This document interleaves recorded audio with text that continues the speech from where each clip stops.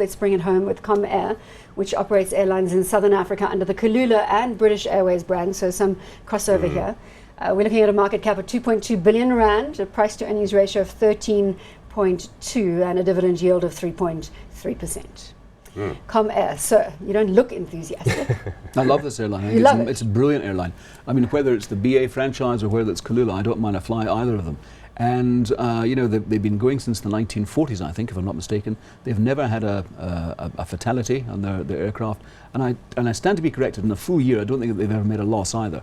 It's a brilliant track record, and at some point in time, I do believe we're going to get a proper rationalisation of the industry, the short-haul industry in this country, whereby companies like Mango will be taken out of the equation, and therefore I think Comair will do particularly well. Remind me the CEO's name, Eric? Venter. Eric Venter. The Novick family, of course, were one of the founders back in the 40s, and it had the agency to do Cessna Air imports, and they started flying themselves. Then they got the BA license. They've got BA as an 11% shareholder. Big holding from Bidvest in there at about 25%. And that was some argy-bargy at the board, saw Gidon out. Yes. I think there was some issues with Brian. But look, I mean, it's had a great record operationally. It battles because of competition from SAA and Mango, unfair competition, one must say. And there have been issues. The stuff we mentioned earlier about oil price, currency, and aircraft leasing have affected them quite negatively. So operationally and profit-wise, much beloved by South African consumers. Like Chris, I never fly with anyone else, out of principle.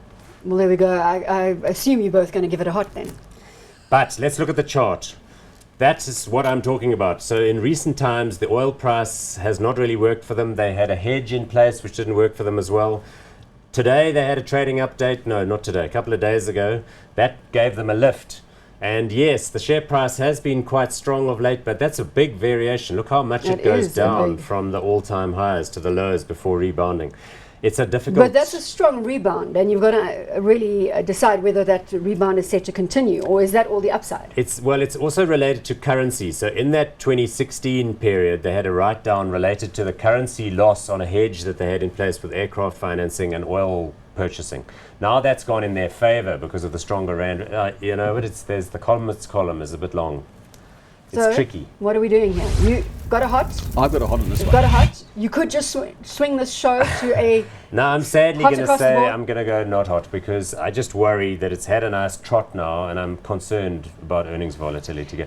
Look, if SAA gets its wings clipped because of, I don't know, some brainwave in the government, but we know what's going on there. Is that going to happen? I could ask you. Is that going to happen? I'm not going to venture an opinion on SAA. That would make it hot. If SAA were to be put into liquidation or told that it was going to face a forced privatization, yes, who knows? Well, but, let's keep our ear to the ground on that, but we'll accept the not hot.